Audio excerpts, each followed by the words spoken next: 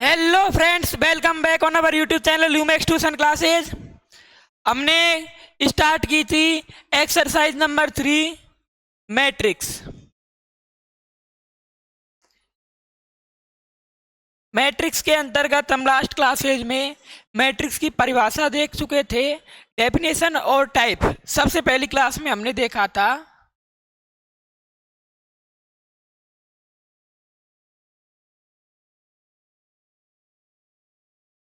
Definition and types. ठीक है। Then हमने बात की थी ऑपरेशन ऑन मैट्रिक्स। ऑपरेशन हमने बेसिक ऑपरेशन, एडिशन और मल्टीप्लिकेशन के ऊपर हम बात कर चुके थे। उसके अलावा कई और संक्रियाएं, पंक्ति संक्रियाएं, रो संक्रियाएं, वो हमारे इस सेशन के लिए एनसीईआरटी से रिड्यूस कर दी गई हैं। जब 30% सिलेबस रिड्यूस हुआ तो वो हट चुका है। वही एक बहुत बड़ा भाग था एक्सरसाइज का। अब हमारे पास इसमें नेक्स्ट आता है, इसमें नेक्स्ट टॉपिक होने वाला है transpose of A matrix. Topic का नाम है ट्रांसपोज ऑफ ए मैट्रिक्स। इस टॉपिक के ऊपर आज की क्लास में हम बात करने वाले हैं। ट्रांसपोज ऑफ मैट्रिक्स किसी आव्यूह का परिवर्त, क्या बोलते हैं इसे हिंदी में? इसे हिंदी में ही हम बोलते हैं, इसे in other words we will tell आव्यूह का परिवर्त। आज की क्लास में हमारी कहानी आव्यूह के परिवर्त की परिभाषा से स्टार्ट होगी। देन हम कुछ एग्जाम्पल्स देखेंगे। एग्जाम्पल्स के बाद आव्यूह के परिवर्त से एक और नई कहानी चालू होती है। वो कहानी चालू होती है सिमेट्रिक और स्क्यू सिमेट्रिक, सममित और असममित आव्यूह की। सममित असममित आव्यूह देखेंगे तथा किसी आव्यूह को, यहाँ से आगे हम देखेंगे सिमेट्रिक और स्क्यू सिमेट्रिक। ठीक है। और इस सिमेट्रिक और स्क्यू सिमेट्रिक देखेंगे आज की क्लास में। साथ ही आज की क्लास में हम एक और कहानी आगे की चर्चा करने वाले हैं। इसके बाद हम आगे चर्चा करेंगे कि हमारे पास कोई मैट्रिक्स है, किसी मैट्रिक्स को सममित और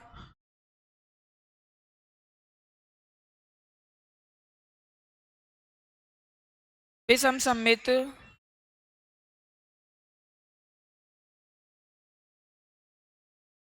आव्यूह के योग के रूप में, कि यदि कोई आव्यूह है हमारा, उसे हम किस प्रकार एक सिमेट्रिक और एंटी सिमेट्रिक या स्क्यू सिमेट्रिक आव्यूह, स्क्यू सिमेट्रिक शब्द हमारे पास एनसीईआरटी में प्रयोग किया गया है। इस हम इसके स्थान पर हम एंटी सिमेट्रिक भी यूज में ले सकते हैं। ठीक है। उसके योग के रूप में किस प्रकार से लिखा जा सकता है। ठीक है, ये टॉपिक देखेंगे।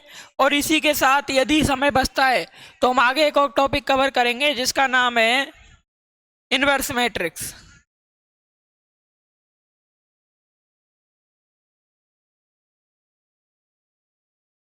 हम आव्यूह का, क्योंकि जब संक्रियाएं हट चुकी हैं तो हम आव्यूह का व्युत्क्रम निकालना इस एक्सरसाइज में नहीं देखेंगे। हम नेक्स्ट एक्सरसाइज सारणिक में देखेंगे। फिलहाल तक हम देखेंगे कि कोई आव्यूह कब व्युत्क्रमणीय होता है और कब व्युत्क्रमणीय नहीं होता, और यदि व्युत्क्रमणीय होता है तो किस कंडीशन को फॉलो करता है। यदि समय बचता है तो, नहीं तो हम उसे नेक्स्ट क्लास में कवर करेंगे। ठीक है, तो शुरू करते हैं। चलो, सबसे पहला हमारा टॉपिक है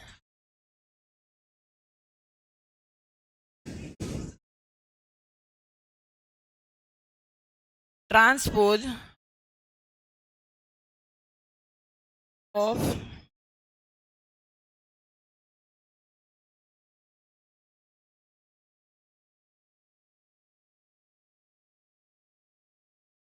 इन अदर वर्ड्स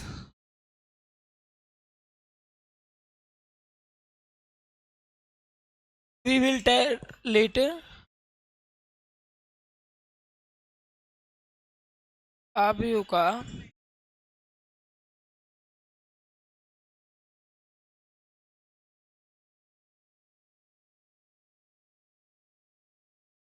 ये हमारे पास टॉपिक होने वाला है आज का। ज़्यादा बड़ा टॉपिक नहीं है, लेकिन हमें इसे आना चाहिए क्योंकि ये यहाँ तो काम आता ही है, साथ ही में ये हमें काम आएगा नेक्स्ट एक्सरसाइज सारने में काम आएगा, और आगे भी ये काम आता ही रहता है ना। ठीक है, इसलिए हमें जरूर प्रकार से आना चाहिए। सबसे पहले इसकी डेफिनेशन देखेंगे। देखो, डेफिनेशन कुछ इस प्रकार है, यदि a is equals to A I जे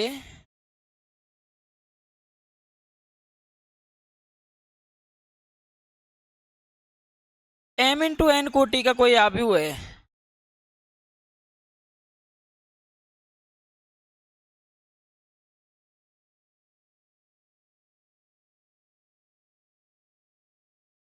तो उसके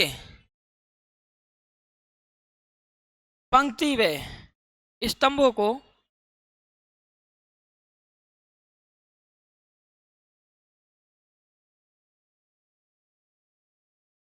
परस्पर बदलने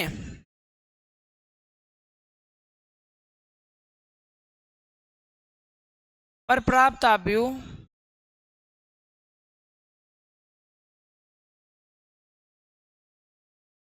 ए का परिवर्त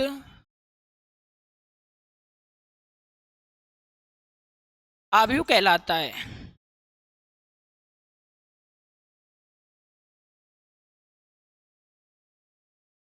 हम ये हमारी डेफिनेशन एनसीईआरटी में लिखी गई है, मैंने कहीं से लाई नहीं है।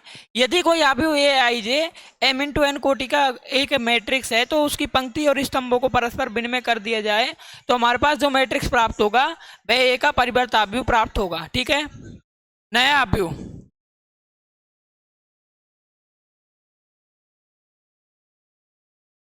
नया आव्यूह नया आव्यूह क्या होगा, ए जे आई होगा, और इसकी कोटि क्या होगी,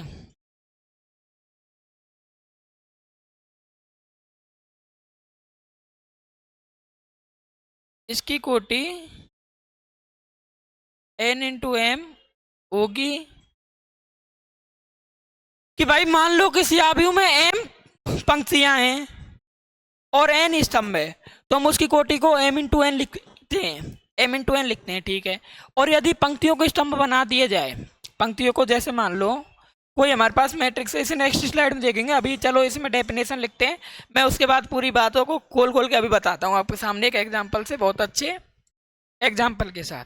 ठीक है, यहाँ पर एक है आव्यूह के परिवर्त को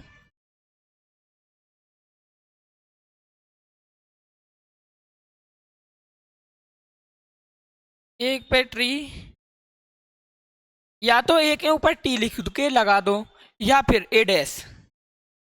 हम बुक में भी ए डैश यूज किया गया है, ए टी बताया गया है, क्योंकि हम ए टी करते हैं तो ये बहुत ऐसा देखने में ऑब्वियस सा नहीं लगता है ना।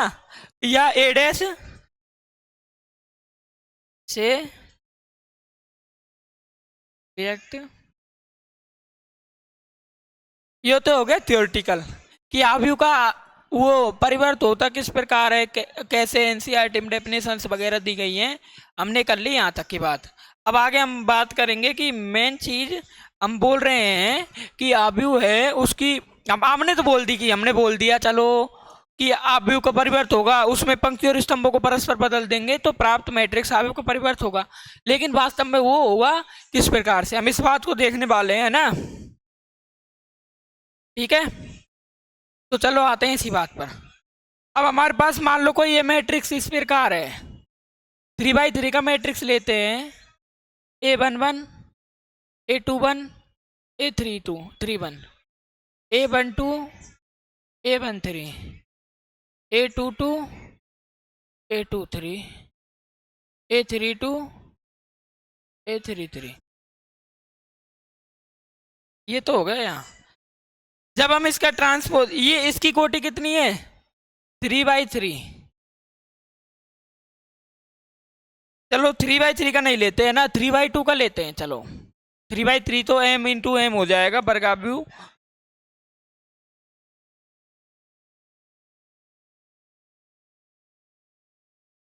इसकी कोटि है हमारे पास 3/2। अब जब इसका परिवर्तन निकालेंगे, परिवर्तन निकालने के लिए हम एक कंडीशन फॉलो करेंगे। तो ए का ट्रांसपोज या ए डैश, ए का ट्रांसपोज या ए डैश किस प्रकार निकलेगा कि भाई ए की पंक्तियों को परस्पर कैसे कर दो। जो ये हमारी रोज है ना, देखो ये इधर इसे तो रो बोलते हैं, और इसे इधर, ये फर्स्ट रो है, सेकंड रो है, थर्ड रो है, फर्स्ट कॉलम है, ठीक है। तो इसकी कितनी हो गई कोटि, हो गई 3/2 का मैट्रिक्स हो गया, ठीक है। यहाँ तक की बात हो गई। अब रो और कॉलम को परस्पर इंटरचेंज करते हैं, परस्पर बदलते हैं। देखो तो ए या ए डैश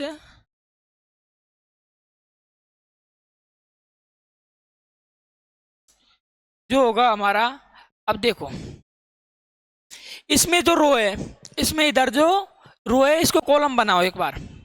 तो यहाँ ऐसे हो जाएगा A11 A12, ठीक है।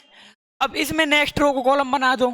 नेक्स्ट रो क्या है A21 A22, और फिर अब नेक्स्ट कॉलम को रो बना दो A31। इसकी कोटि निकालेंगे तो कितनी आएगी, ये तो हो गई यहाँ से बात। इसकी m×n है, तो इधर हम देखते हैं इसकी n×m प्राप्त हो गई। ये बात देख ली है ना। परिवर्तन निकालने पर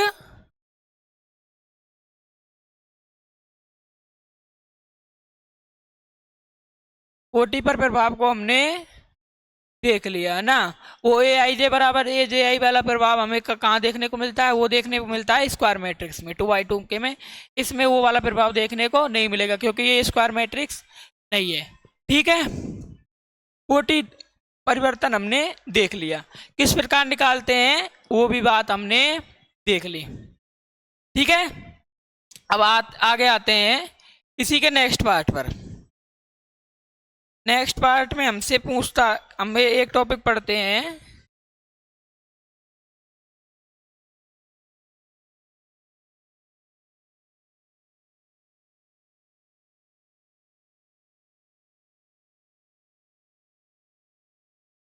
आव्यूह के परिवर्त के गुणधर्म। इसी को यदि हम इंग्लिश में लिखना चाहें तो इसमें इसी को लिखेंगे हम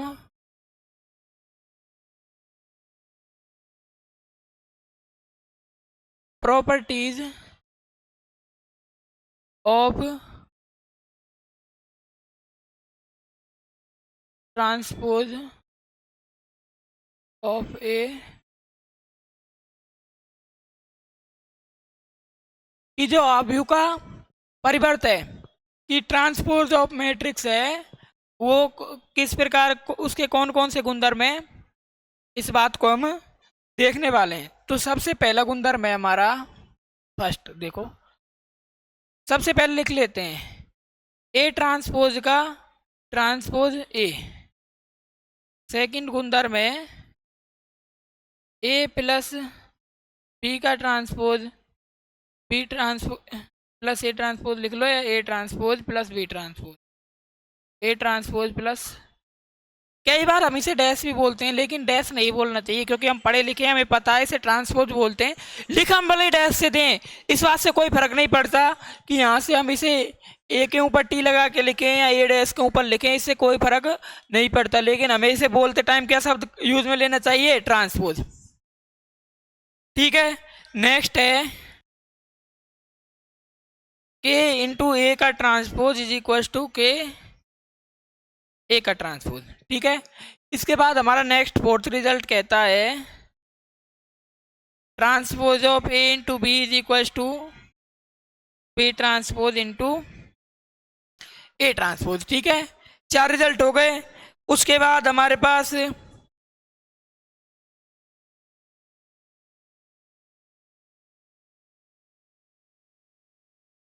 ठीक है ना, 4 रिजल्ट दिए गए हैं हमारे पास। अब ये 4 result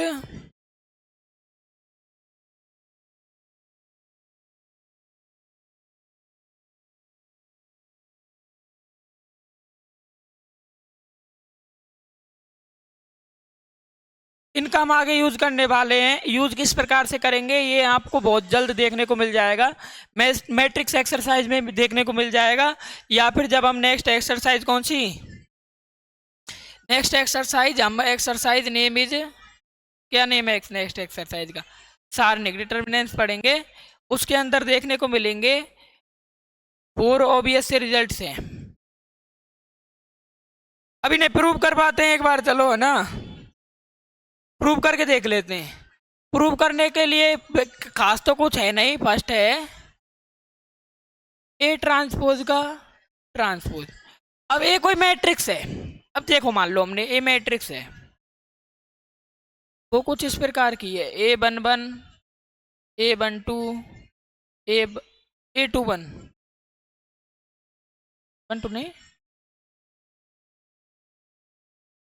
A21 A22 A13 A23 है ना, इसकी है 2/3 का मैट्रिक्स है। जब हम इसका ट्रांसपोज निकालेंगे तो क्या करेंगे, ट्रांसपोज निकालते टाइम इसकी रो और कॉलम को परस्पर इंटरचेंज कर देंगे। रो जो है वो कॉलम बन जाएगी और कॉलम जो है वो रो बन जाएगा। तो ट्रांसपोज निकाल तो देखो,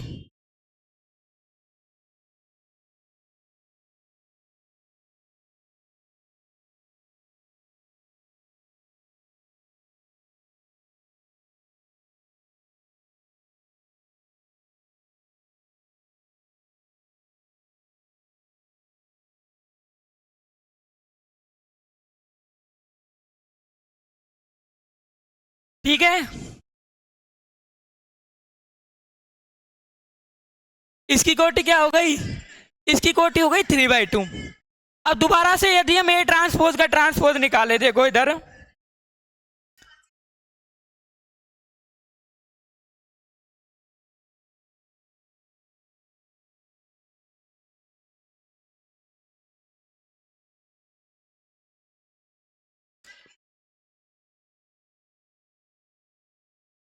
ए ट्रांसपोज, अब ए ट्रांसपोज को हम, हमें मतलब नहीं है ट्रांसपोज हो कुछ भी हो, अंदर कुछ भी हो, ऊपर ट्रांसपोज लग रहा है, तो हम जो रो है उसको कॉलम बना देंगे और कॉलम को रो बना देंगे, बाकी चीजों से हमें कोई फर्क नहीं पड़ता है। ठीक है, अब देखो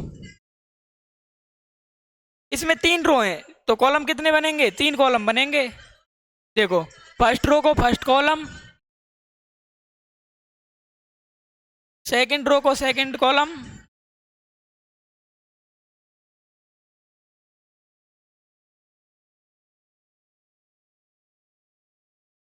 ठीक है, थर्ड रो को थर्ड कॉलम।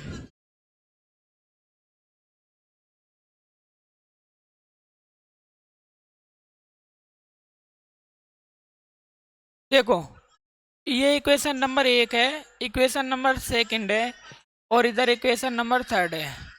तो यहाँ से हम देखते हैं 1 इज इक्वल टू थर्ड है।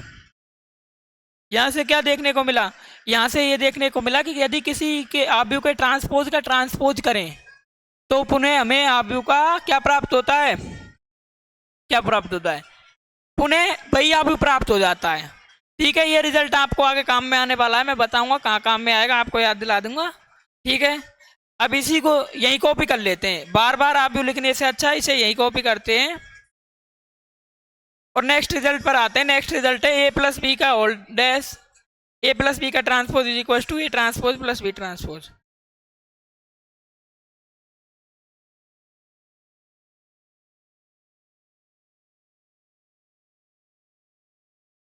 टू बाई टू के मैट्रिक्स से लेके चलते हैं ना। सेकंड रिजल्ट है हमारा ए प्लस बी का transpose is equal to A transpose plus B transpose. सबसे पहले हम LHS करके देखेंगे, देन RHS करेंगे, और दोनों हमारे पास कैसे आ जाएंगे, बराबर आएगा। अब आप बताओ इसे एग्जाम्पल से करें या फिर कैसे करें।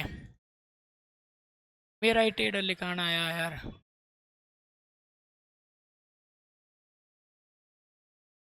सेकंड ऑब्वियस सा रिजल्ट है ये भी, ए प्लस बी का ट्रांसपोज। एग्जाम्पल से करते हैं चलो इसे, है ना। इधर हमको ये मैट्रिक्स ले लेते हैं,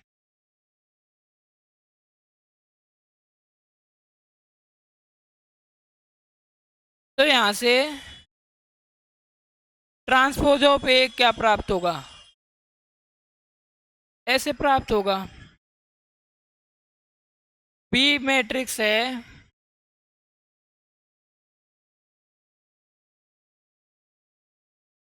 तो यहां से ट्रांसपोज ऑफ बी क्या प्राप्त होगा।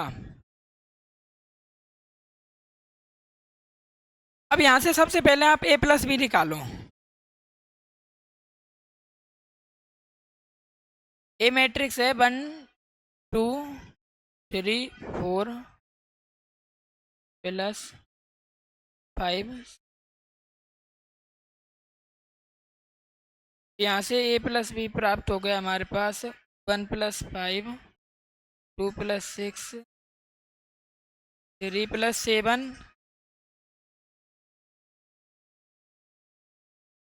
क्या आया 6 10 8 11। ए प्लस बी ये हो गया, तो क्या निकालेंगे नेक्स्ट, नेक्स्ट में निकालेंगे ए प्लस बी का ट्रांसपोज।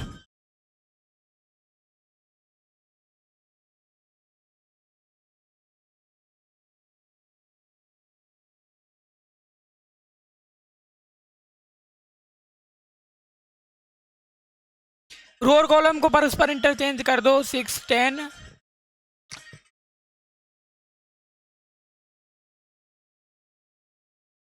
इसे इधर इक्वेशन नंबर 1 दे देते हैं, और हमने A transpose plus B transpose पहले से ही निकाला हुआ है, तो इनका योग करके देखो। देखो इधर इसे लिखेंगे A transpose plus B transpose. A transpose है 1 3 2 4 प्लस 5 7 6 8। ठीक है, यहां से आएगा हमारे पास कुछ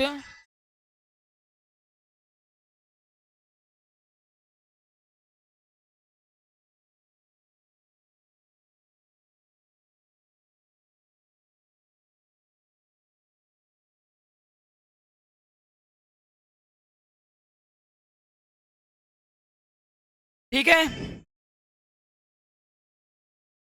अब क्या होगा नेक्स्ट, देखो ए ट्रांसपोज चेक करो अपना 1 2 3 4, बी ट्रांसपोज 5 6 7 8। तो 5 इधर A plus B 5 plus 1 7 plus 3 10 6 plus 2 8। इधर 7 किसने लिख दिया, 8 है इधर, तो तभी तो मैं ऐसे बोल रहा था कि मेरे से कहाँ गलती हो गई है ना। अब 8 प्लस 4 12 है ना। ठीक है, यहाँ से अपना आंसर ठीक आ रहा है 6 10। इसे इक्वेशन सेकंड देते हैं ना। नाउ सी, अब देखो यहाँ से इक्वेशन और इक्वेशन 1 एंड इक्वेशन 2 क्या आ रही है, सेम आ रही है। देखो गौर से देखो, इक्वेशन 1 बराबर इक्वेशन 2 प्राप्त हो रही है। ये दिख नहीं रहा यार।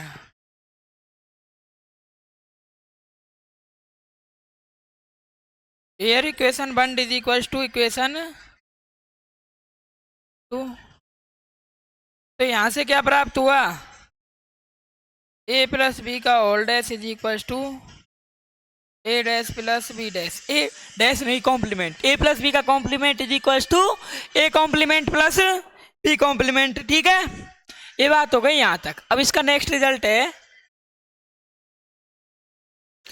सारे रिजल्ट्स को सॉल्व कर रहे हैं हम आज। के इंटू ए का कॉम्प्लीमेंट इज इक्वल टू के कॉम्प्लीमेंट, कॉम्प्लीमेंट क्यों बोल रहे हैं, ट्रांसपोज, कॉम्प्लीमेंट नहीं, वो कॉम्प्लीमेंट सेट्स में होता है। के इंटू ए का ट्रांसपोज इज इक्वल टू के और इंटू ए का ट्रांसपोज, यानी ऐसे कहने का मतलब ये है कि के का पहले ए के साथ गुना करके ट्रांसपोज निकाल लो, या ट्रांसपोज निकाल के का गुना कर दो, बात एक ही है। ठीक है, अब देखो कोई मैट्रिक्स है हमारे पास, इस प्रकार का है, ए 1 2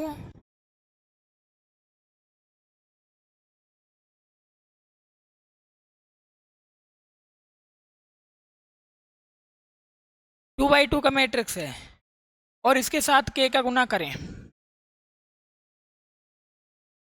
तो क्या होगा, यहाँ से मैं, यहाँ से देखो, यहाँ से के प्रत्येक एलिमेंट के साथ गुना हो जाएगा,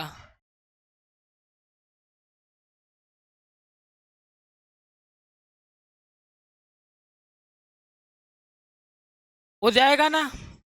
अब इसका कॉम्प्लीमेंट निकाल दो, ट्रांसपोज निकाल दो, ट्रांसपोज निकालेंगे ए 1 1 आएगा, ए 1 2 आएगा, इधर ये रहेगा ये सारी जगह, और इधर क्या आएगा, के 2 1 के ए।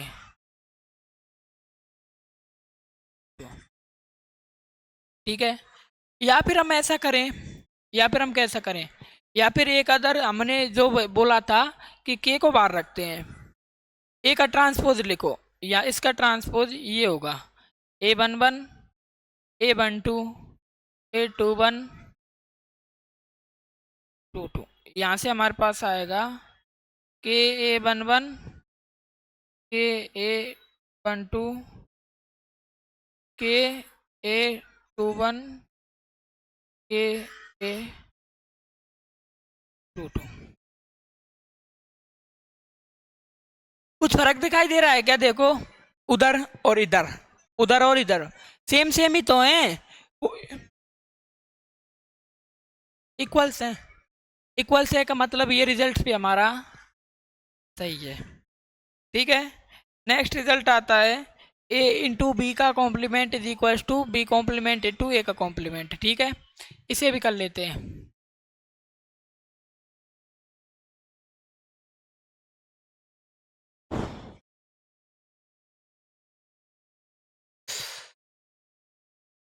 रिजल्ट कुछ इस प्रकार है, ए इंटू बी का transpose is equal to B transpose A transpose. Complement set में बोला जाता है, डेस्क को मेरी जबान बार बार में वही आ रहा है सेट के लिए, इसे ट्रांसपोज बोला जाता है। क्या बोला जाता है, TRANSPOSE ट्रांसपोज। ठीक है, अब देखो इधर ए मैट्रिक्स लेते हैं कोई,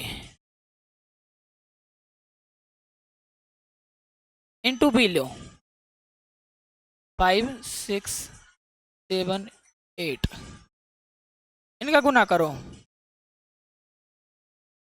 5 प्लस 18 10 प्लस 24, नेक्स्ट 7 प्लस 24, यहाँ से आएगा 14 प्लस 32, यहाँ से 5 और 18 23, इधर 34, इधर 31 46। ठीक है, इसका इधर कॉम्प्लीमेंट ले लो आप, 23 31 34 46।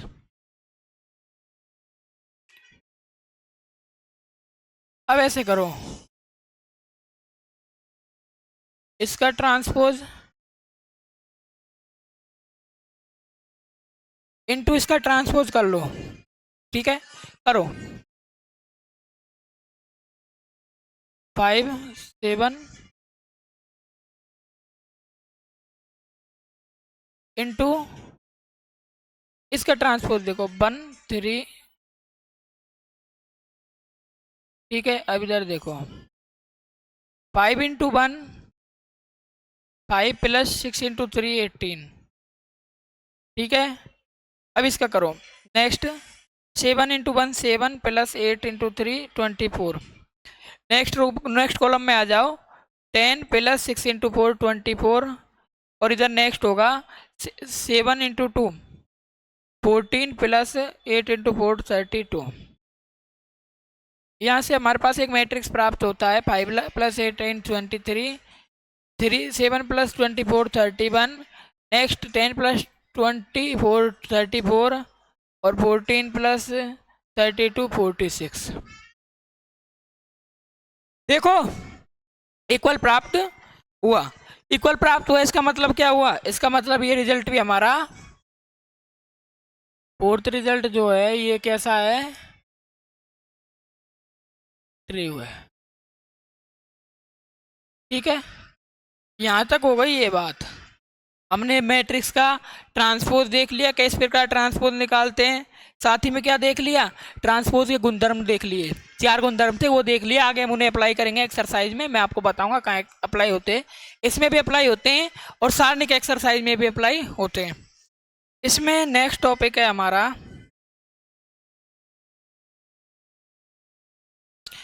अब ट्रांसपोज प्रॉपर्टी का यूज करेंगे, क्योंकि जब हमने ट्रांसपोज की प्रॉपर्टीज प्रूव की थी तब हमने किसका यूज किया था? पहले जो एडिशन और मल्टीप्लिकेशन पढ़ा था उसके आधार पर किए थे। अब हम ट्रांसपोज के लिए देखेंगे। ट्रांसपोज कर लिया हमने। अब ट्रांसपोज के बाद एक आता है next topic,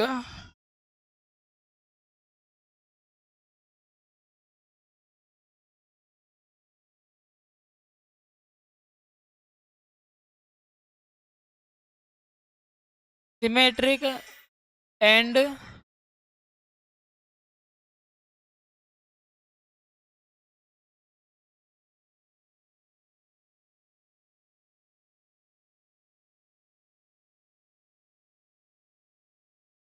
symmetric and skew symmetric matrix.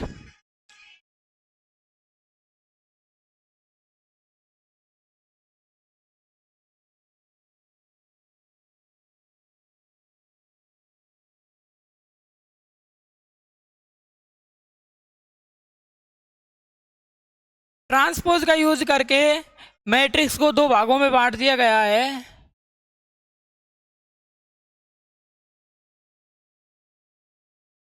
एक तो होता है symmetric matrix,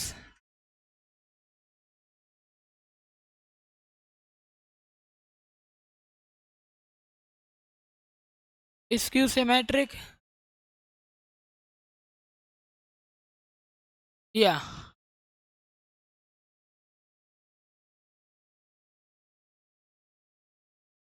anti symmetric matrix. ठीक है,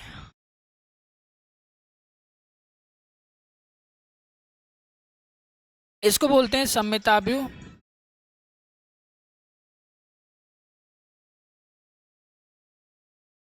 और इसको हम बोलते हैं हिंदी में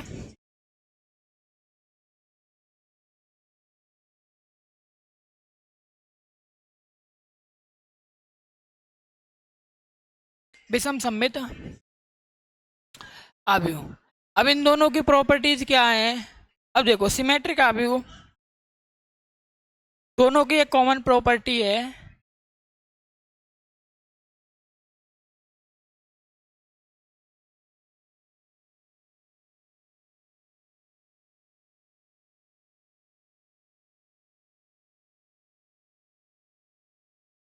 जब भी हम आप किसी मैट्रिक्स के सिमेट्रिक और एंटी सिमेट्रिक या फिर स्क्यू सिमेट्रिक होने की बात करेंगे तो सबसे पहले हमारे मन में एक बात आ जानी चाहिए कि भाई दोनों मैट्रिक्स कैसे होंगे। वर्गाभ्यू के लिए हम बात करेंगे, दोनों की दोनों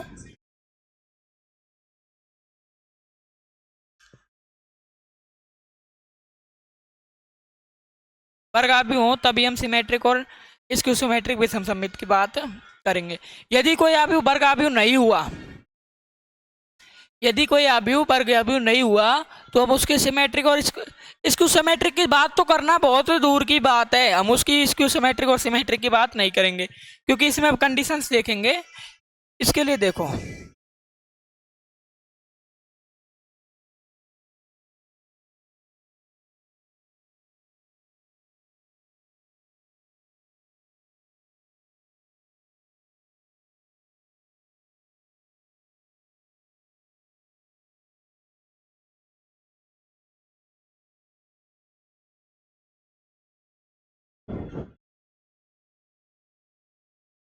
कि भाई हम किसी आव्यूह को सममित आव्यूह कब कहेंगे।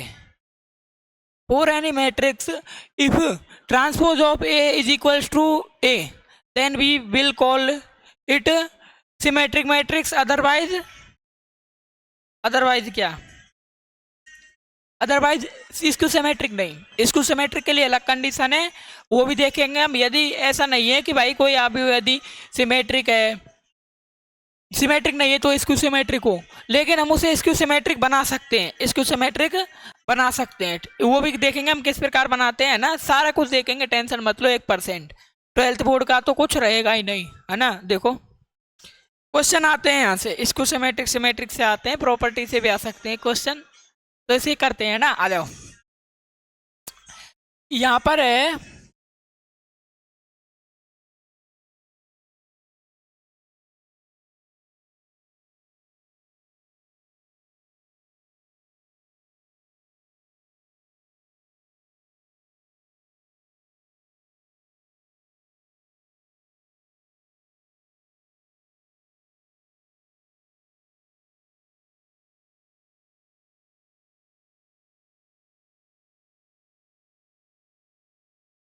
Transpose of A is equal to A. ये बात गांठ बांध लो, इसमें ये बस, और कुछ नहीं है ऐसा खास।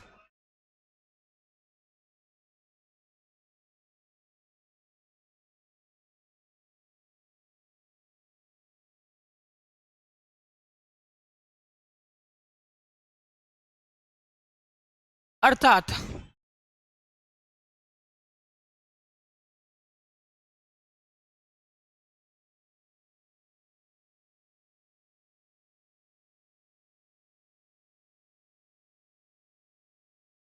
ए I J is equal to ए जे आई, और ए I J is equal to ए जे आई कब होगा, तो इसके लिए वर्ग भी होगा, तभी तो बराबर होंगे। यदि मान लो कोटि पहले की 3/2 है, तो उसे कॉम्प्लीमेंट निकालेंगे, 2/3 हो जाएगी कोटि, तो बराबर की तो कंडीशन की बात ही बहुत दूर की बात है, सोचना भी बहुत दूर की बात है। इसलिए सबसे पहले हमें ये कंडीशन आनी चाहिए, ठीक है। उसके बाद आते हैं इसकी, देख लिया हमने, चलो है ना, इसका एक एग्जाम्पल देखते हैं। एग्जाम्पल अपनी एनसीईआरटी से उठाते हैं।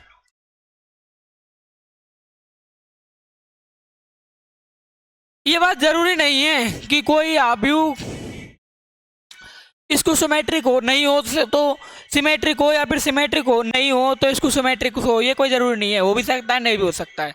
इसका एग्जाम्पल है हमारे पास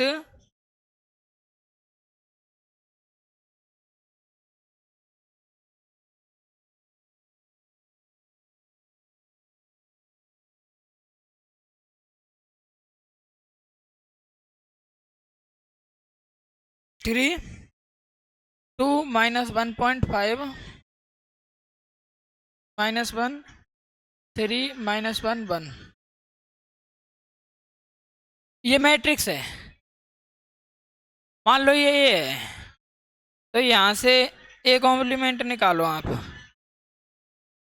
इसके लिए ए कॉम्प्लीमेंट निकालेंगे जब, देखो वही आ रहा है सारा का सारा, √3 2 3 2 -1.5 -1 3 -1 1।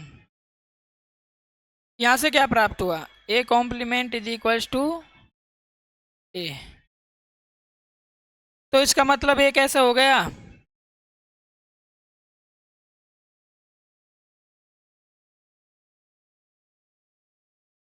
ए मैट्रिक्स जो है वो एक सिमेट्रिक मैट्रिक्स है, ठीक है। ये बात हो गई यहाँ तक। अब आते हैं नेक्स्ट, स्क्यू सिमेट्रिक या फिर एंटी सिमेट्रिक मैट्रिक्स।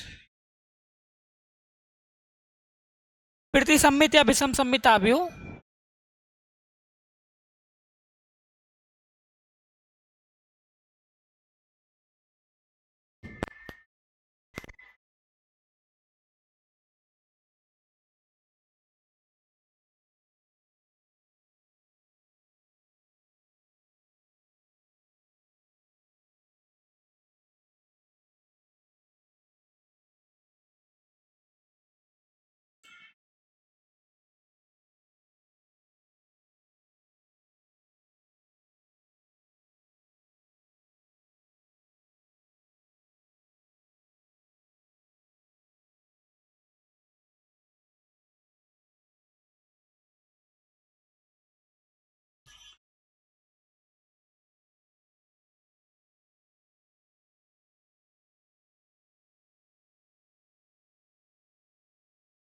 हमारे पास कोई मैट्रिक्स कब स्क्यू सिमेट्रिक होगा और कब नहीं होगा, इस कंडीशन को देखेंगे। कोई मैट्रिक्स एक, कोई वर्ग आव्यूह है,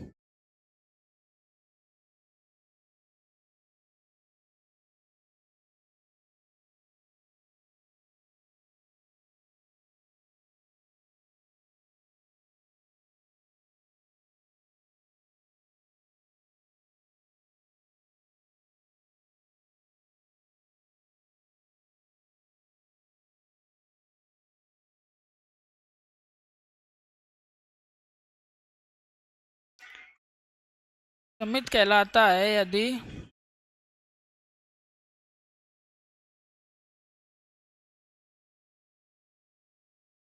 transpose of A is equal to minus ए।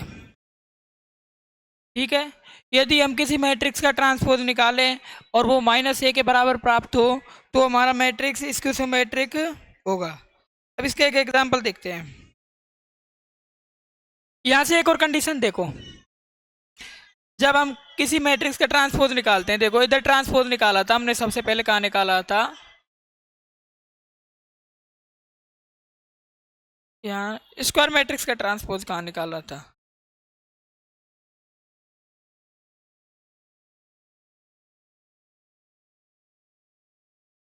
इधर एक हमने स्क्वायर मैट्रिक्स का ड्रॉप निकाला था। तो इधर देखो ये डायगोनल के एलिमेंट्स है हमारे, ये चेंज नहीं हुए थे। यदि 3 by 3 का मैट्रिक्स होगा तो 1 1 चेंज नहीं होगा, 2 2 चेंज नहीं होगा और 3 3 भी चेंज नहीं होगा। ठीक है, यानी जितने भी डायगोनल पर एलिमेंट होते हैं, डायगोनल राइट वाला लेते हैं, ठीक है, जितने भी डायगोनल पर एलिमेंट होते हैं वे चेंज नहीं होते। तो उसके लिए देखो,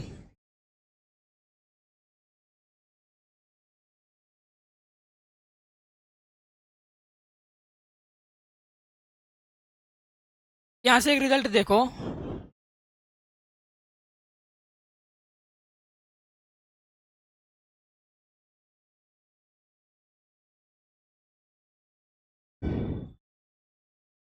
यदि ये प्रतिसमित आव्यूह है तो जो हमारा ए आई आई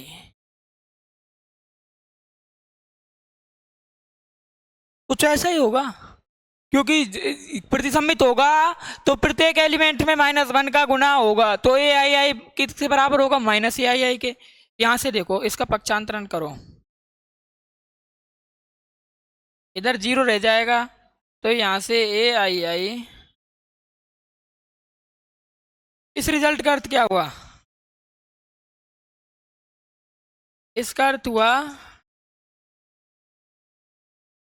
हमारा डायगोनल विकर्ण के सभी अवयव शून्य होंगे। सभी अवयव जैसे 1 1 2 2 जहाँ आई जी इक्वल टू जे होता है, वो अवयव कैसे होंगे, शून्य होंगे। ठीक है ना, ये बात हो गई यहाँ तक।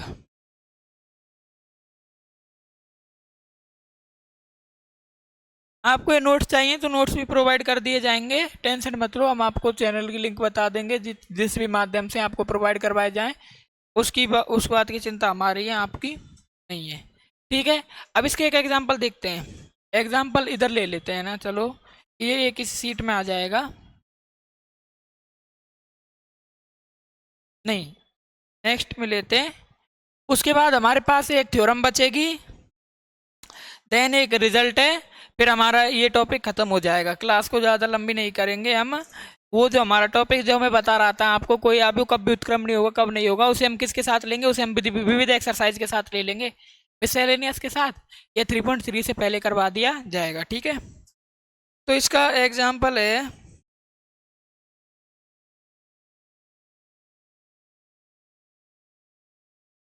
देखो 0 -c -f e 0 g f।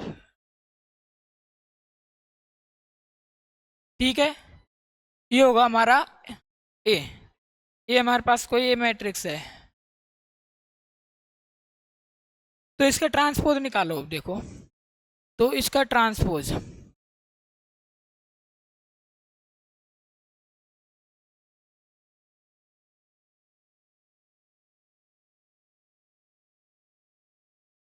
ई एफ माइनस ई 0 जी देन माइनस एफ जी ओ। ये हमारे पास ट्रांसपोज आया है इसमें, और हमारे पास ऊपर मैट्रिक्स देखें उसमें क्या अंतर है। देखो इसका यदि हम गुना -1 से के साथ कर दें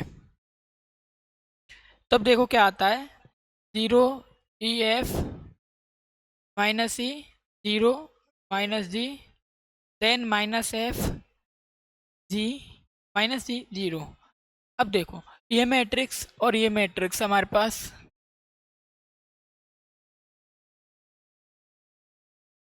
इक्वल क्यों नहीं आया, ये इक्वल आना चाहिए था, कहाँ गलती हुई है।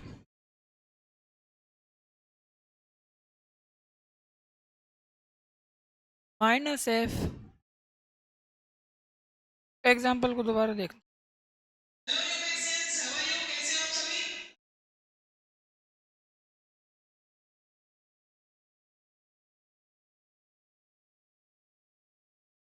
इधर माइनस जी है ये, तभी तो मैं बोलूं। अब देखो इसके साथ इधर माइनस जी हो जाएगा और इधर प्लस, ठीक है, ये इक्वल, ठीक है। तो इस क्लास में हमने कहा क्या क्या देखा, सिमेट्रिक मैट्रिक्स देखा, एंटी सिमेट्रिक मैट्रिक्स देखा, साथ ही में हमने क्या देखा, एक ट्रांसपोज ऑफ मैट्रिक्स देखा, ठीक है।